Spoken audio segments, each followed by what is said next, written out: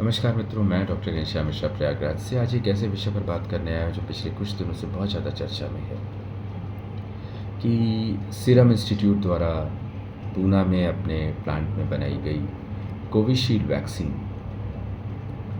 जो कि एक वेक्टर वैक्सीन है, वो क्या सेफ़ है?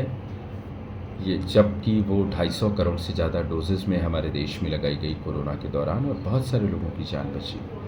ये सवाल लोगों के ज़हन में शायद इसलिए आ रहा है क्योंकि यूनाइटेड किंगडम में एक कोर्ट के सवाल के डायरेक्ट सवाल के जवाब में ऑक्सफोर्ड एस्ट्राजेनेका ने कहा कि हाँ, हमारी वैक्सीन से कुछ साइड इफ़ेक्ट्स ज्ञात हुए हैं हमें, जिसमें कि खून का थक्का जम जाना, प्लेटलेट्स कम हो जाना, वो सब है।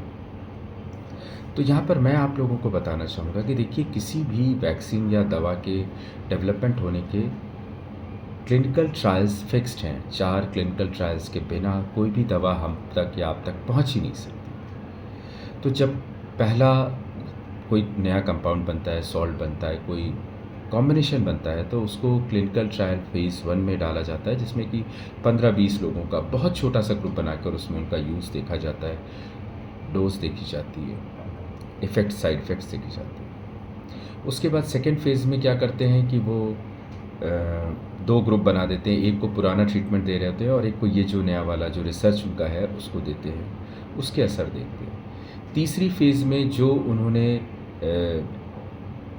मतलब जिस ट्रीटमेंट को उन्होंने अपने ग्रुप को दिया था सेकेंड फ़ेज़ में, उसको ही आगे कंटिन्यू करते हैं और उसके साइड इफ़ेक्ट्स देखते हैं। और फिर लास्ट फ़ेज़, फोर्थ फ़ेज़ होती है, जिसमें कि वो उसकी डोज़ कैलकुलेट करते हैं कि किस डोज़ पे फाइनली हमको इस चीज़ को यूज़ करना है। तो ये सारी जो फ़ेज़ेज़ हैं, बिना इन फ़ेज़ेज़ के गुज़रे हुए कोई भी दवा, कोई भी कंपाउंड हम तक, आप तक नहीं पहुंच सकता, क्योंकि उसका रजिस्ट्रेशन नहीं होगा, एफडीए से अप्रूवल नहीं होगा।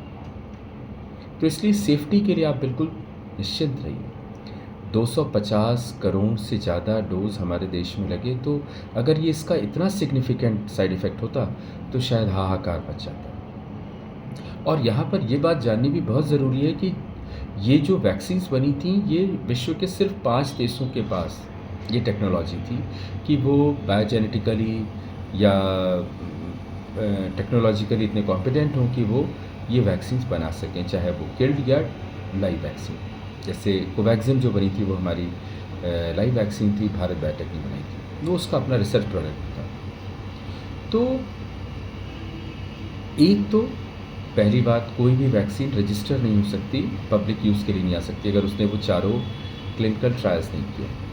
और साइड इफ़ेक्ट्स की जहाँ तक बात है, तो हर वैक्सीन, हर दवा, आप सेफ्ट्रॉन खा लीजिए, पैरासिटामॉल खा लीजिए, कई बार उससे भी रिएक्शन होती है और ये नोन है। तो इसको हम लोग कहते हैं कि एडवर्स इवेंट्स फॉलोइंग इम्यूनाइजेशन, इसको बाकायदा रिपोर्ट किया जाता है।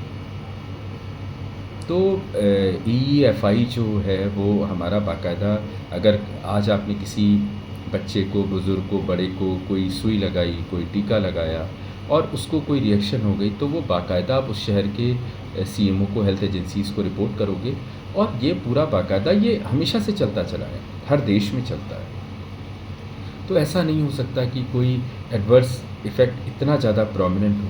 हाँ, जैसे कि बहुत सारी दवाइयाँ हैं जिनमें कि 3 आउट ऑफ 1000 या 2.5 आउट ऑफ 1000 ऐसे अगर केसेस रिपोर्ट होते हैं, तो हम लोग उसको रिपोर्ट तो ज़रूर करवाते हैं, लेकिन उसको बहुत सिग्निफिकेंट नहीं मानते। तो ऐसा नहीं है कि प्लेटलेट्स कम नहीं हुई हैं, बिल्कुल हुई हैं। और साइड इफ़ेक्ट्स नहीं हुए हैं, बिल्कुल हुए हैं। लेकिन जब आप बेनिफिट रिस्क रेशियो देखते हैं कि फ़ायदा कितना और नुकसान कितना है, तो अगर आपके बेनिफिट ज़्यादा हैं, तो वो दवा, वो वैक्सीन इस्तेमाल करी जाती है मानवता के हित में। तो इसलिए ऐसे किसी भ्रम में नहीं पड़िए। और जब मैं ये बात आपसे कह रहा हूँ, तो मैंने भी कोविशील्ड ही लगवाई है, मैंने कोवैक्सिन या स्पुतनिक जो रशिया की थी वो नहीं लगवाई है। और मुझे लगता है उस महामारी से बचने में हमारी भारत सरकार का ये डिसीजन कि सबको एन मास लगे वैक्सीन, ये बहुत बहुत काम कर गया और मॉर्टेलिटी बहुत कम रही, हमारी इम्यूनिटी बढ़ी रही। और अगर आपको याद हो तो जो इमीडिएट रिएक्शन देखने के लिए आधे घंटे के लिए घड़ी देख के रोका जाता था हर व्यक्ति को इम्यूनाइज़ेशन के बाद, जो कि पूरे देश में फॉलो हुआ। क्योंकि कई बार एनाफाइलेक्टिक रिएक्शंस हो जाती हैं जो जानलेवा होती हैं, तो इससे भी हम लोग बचे। ठीक है, तो बस इतना ही कहना।